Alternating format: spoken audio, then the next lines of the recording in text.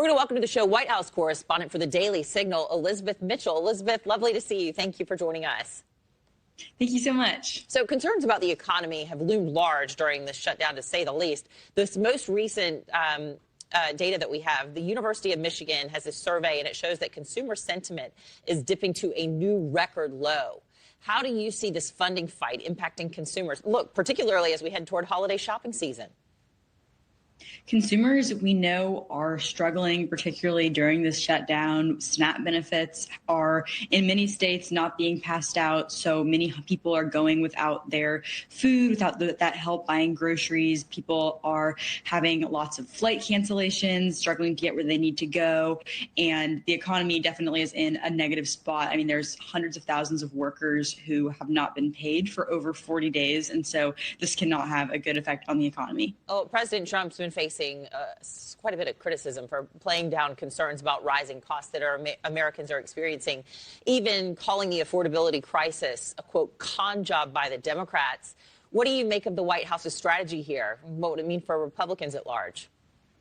Well, we saw the focus on affordability be a really successful move for Democrats in the off-year election, particularly with Mikey Sherrill in New Jersey, with Mamdani in New York City, and other states where they had off-year elections as well. And so one of the president's deputy chiefs of staff, James Blair, went on a podcast and said that affordability was going to be a really big focus of the Trump administration and of Republicans heading into midterm. So I think the Trump administration realizes that while they've been focusing a lot on foreign policy and various other issues that might matter to some voters, the majority of voters are going to really resonate with them more with affordability. Yeah, he's been out globetrotting, and look, he has been able to wind down something like 8 wars, which is so important for the world. But even some in his base have said, you know, it's America first, and there are Americans who are struggling right now.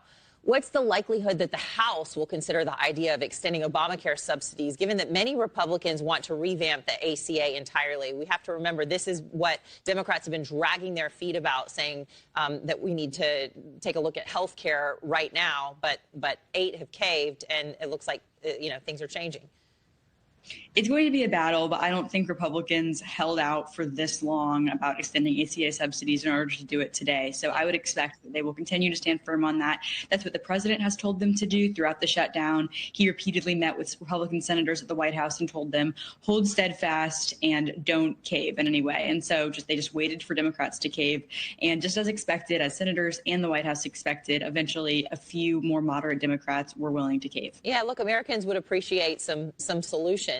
Even if it is later, like just bring something out, put it on the table for everybody to look at. The Dow just hit a record high on Tuesday. Are analysts signaling that investors believe the economy is improving? Yeah, I think that the economy, we should expect to see some improvements after the government reopens, just with more people having their paychecks, being able to buy as they were doing before. I mean, many people have struggled to even pay their rent during this shutdown with 40 days without pay. So I think we can expect to see some improvements. Okay. All right. Elizabeth Mitchell, thanks for being here. Thank you so much. Well, Miami is one of